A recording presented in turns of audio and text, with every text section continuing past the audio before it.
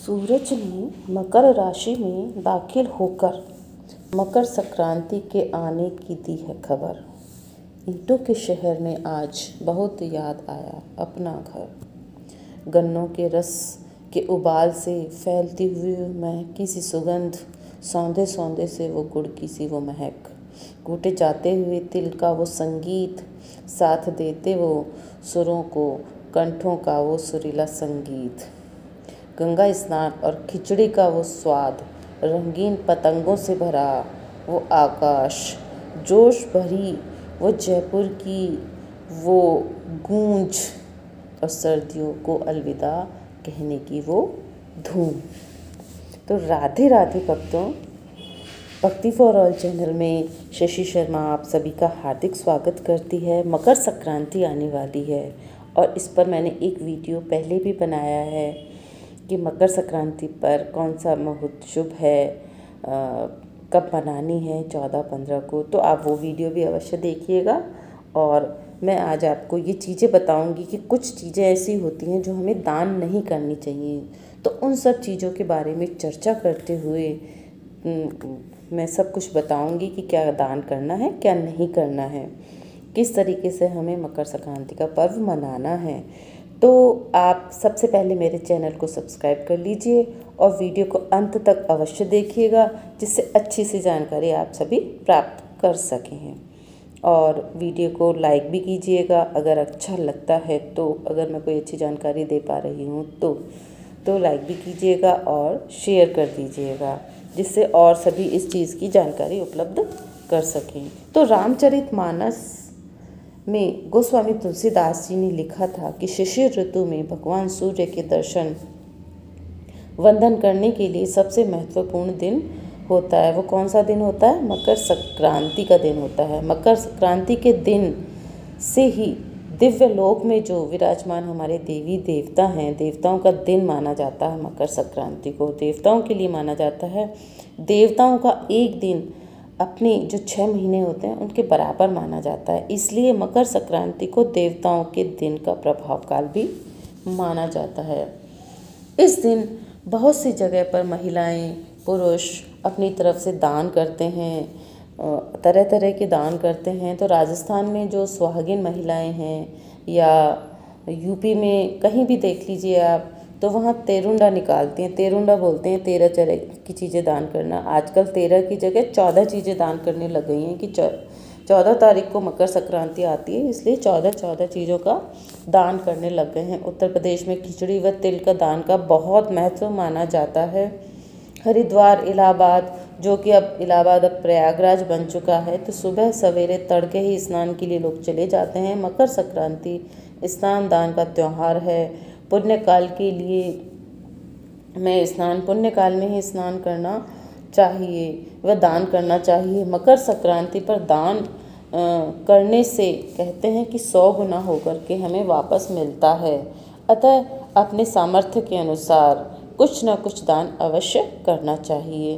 किन चीज़ों का दान करना चाहिए ये मैं आपको बताऊंगी। कि तिल संक्रांति भी, कई जगह तिल संक्रांति भी कहते हैं, तो तिल का तो दान महत्वपूर्ण होता ही होता है। तो तिल की चीज़ों से जो बनी हुई चीज़ें हैं, तिल के लड्डू हैं, तिल से बनी हुई खिचड़ी है, या और भी जो चीज़ें हैं उनका दान, जो भी तिल से बनती हैं, बर्फ़ी है, गज़क है, बहुत सारी चीज़ें हैं तिल गुड़ की, तो वो आपको दान करनी चाहिए। अनाज का दान अगर आप करते हैं तो इससे हमें माता अन्नपूर्णा का आशीर्वाद मिलता है। तिल से स्नान करना चाहिए। स्नान करके सुबह जब हम जल्दी उठते हैं तो तिल से स्नान करें या गंगा जी में स्नान करें, या जैसे भी पवित्र तीर्थ स्थल पर जाकर के स्नान करना चाहिए और सूर्य की पूजा करनी चाहिए नहाने के बाद में। कंबल के दान का बड़ा महत्व बताया गया है। कंबल का दान हमें राहु के अशुभ प्रभावों से बचाता है। तो गुड़ का दान भी करना चाहिए। खिचड़ी का दान मैंने बताया, जैसे खिचड़ी में काली उड़द डाल करके खिचड़ी बनाइए और इसका दान करना चाहिए। इस बार जो मकर संक्रांति आ रही है वो शुक्रवार को आ रही है, तो ये माता का वार है, तो इस दिन शुक्रवार को जब पड़ रही है तो आपको शुक्र से संबंधित चीज़ें जो होती हैं, जैसे चावल है हो गया, दूध हो गया, दही हो गया और खीर है, अर्थात शुक्र को मजबूत करने वाली चीज़ें का दान करना चाहिए। तो धन संबंधी जो परेशानियां होती हैं ना, वो हमारी दूर हो जाती हैं। तो इस दिन हमें वस्त्रों का दान भी कर सकते हैं। वस्त्र माना गया है कि अगर हम वस्त्र दान करते हैं तो हमें संपन्नता मिलती है। पुराने वस्त्रों का दान कभी भी ना करें। पुराने वस्त्र वैसे ही इस्तेमाल करने के लिए किसी को दे सकते हैं। नए वस्त्र खरीद करके ही उनका ही दान करना चाहिए और वही माना जाता है दान।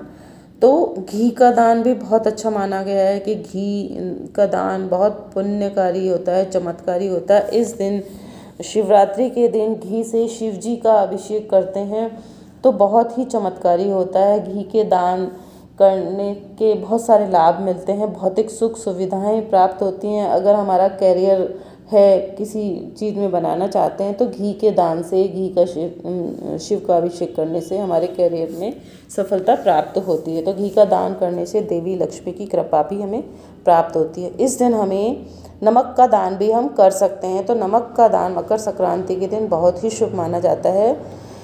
किसी का किया धरा हो, किसी ने जादू कर दिया हो, कोई टोना कर दिया हो, तो इस दिन हम मकर संक्रांति के दिन नमक का दान अवश्य करें।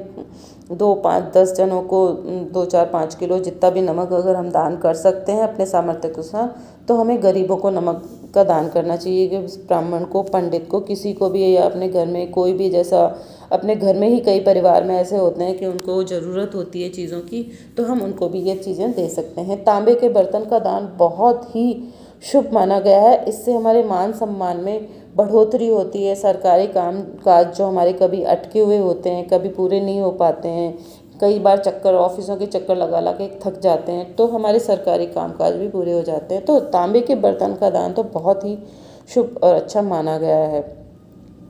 अब है काली सरसों। काली सरसों का दान हमें करना चाहिए। काली सरसों को घर पे वार करके खुद के ऊपर भी वार सकते हैं, और जो भी अगर नकारात्मकता से हमारे घर में कोई सदस्य है तो उसके ऊपर वार करके एक हवन, छोटा सा हवन करके कपूर के साथ में काली सरसों को जला दीजिए, या फिर काली सरसों घर पे वार करके और दूर कहीं फेंक दीजिए।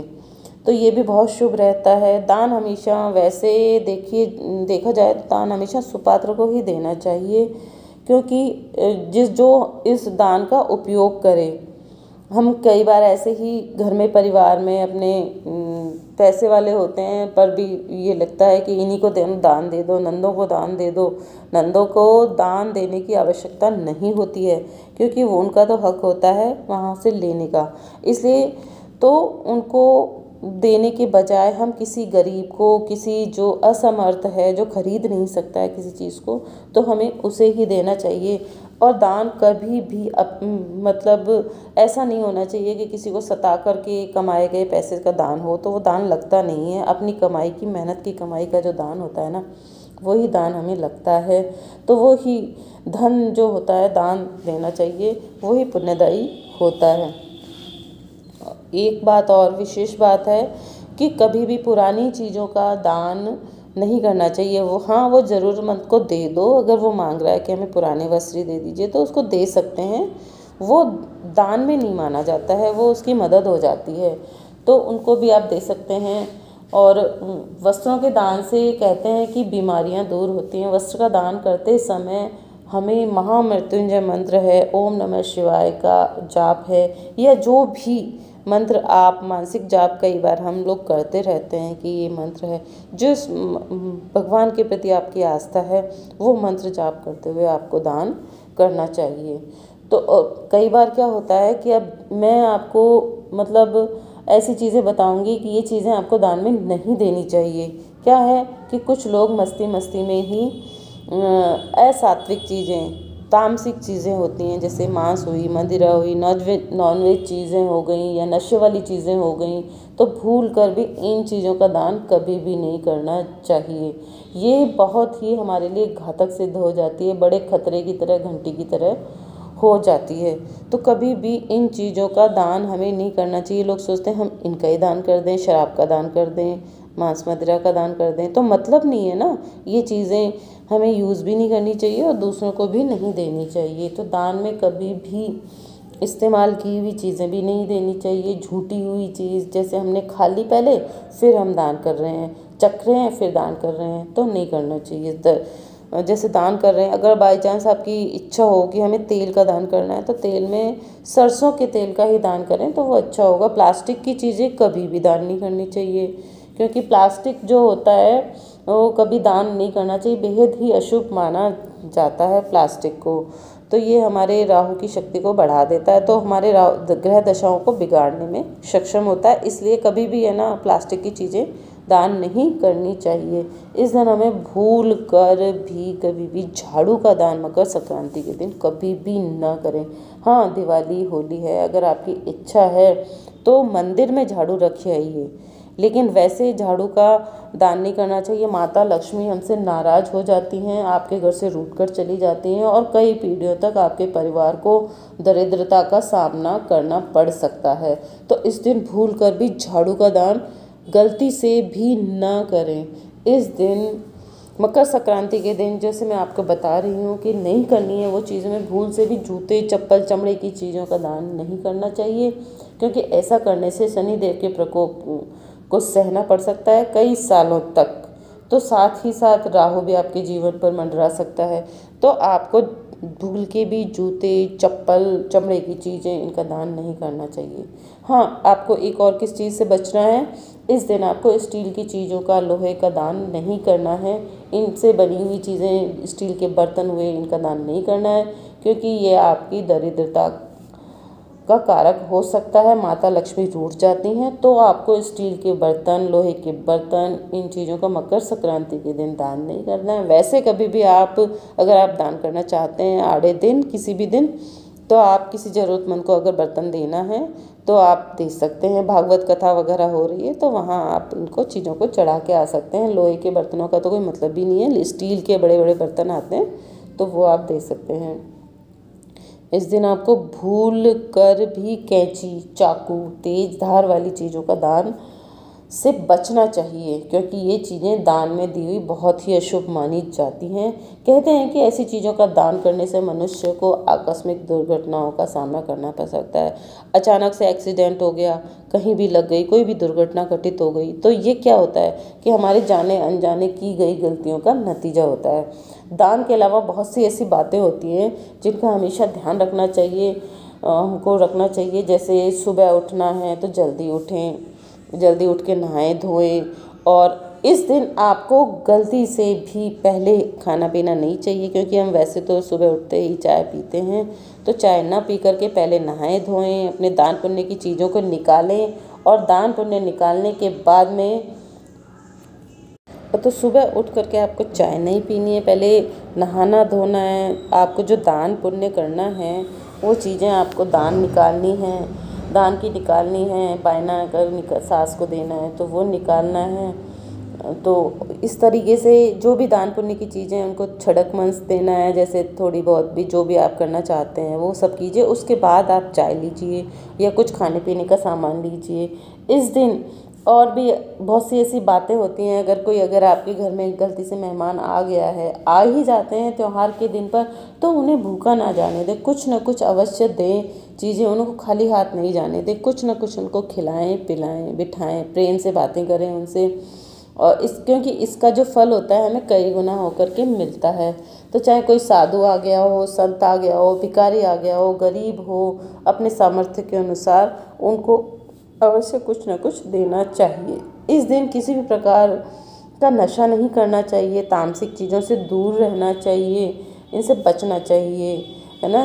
शराब वगैरह का सेवन नहीं करना चाहिए, नॉनवेज आदि चीज़ें से बचना चाहिए, और किसी दूसरे को भी इन चीज़ों का इस्तेमाल नहीं करवाना चाहिए। अपनी तरफ से तो नहीं करवाना चाहिए, वो अगला अगर कहीं से करके आ रहा है तो उसमें आप कुछ नहीं कर सकते हो।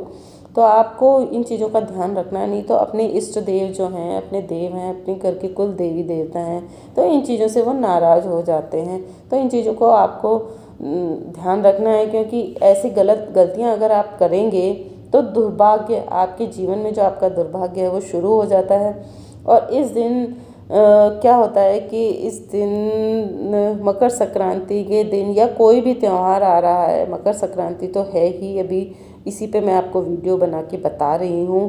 तो त्यौहार आ रहा है तो आपको घर में सबसे प्रेम से व्यवहार करना चाहिए, मीठी वाणी में बोलना चाहिए, बड़ों बुजुर्गों का सम्मान करना चाहिए। और कोई भी त्यौहार है, कोई भी उत्सव है तो बड़े प्रेम से मनाना चाहिए। तो आज के लिए इतना ही काफ़ी है। और आप मेरे वीडियो को लाइक कीजिए, शेयर कीजिए, सब्सक्राइब कीजिए। तो राधे राधे जी, खुश रहिए, स्वस्थ रहिए, मस्त रहिए। और मकर संक्रांति का पर्व आ रहा है, उसे बहुत प्रेम से मनाइए। राधे राधे, राधे राधे।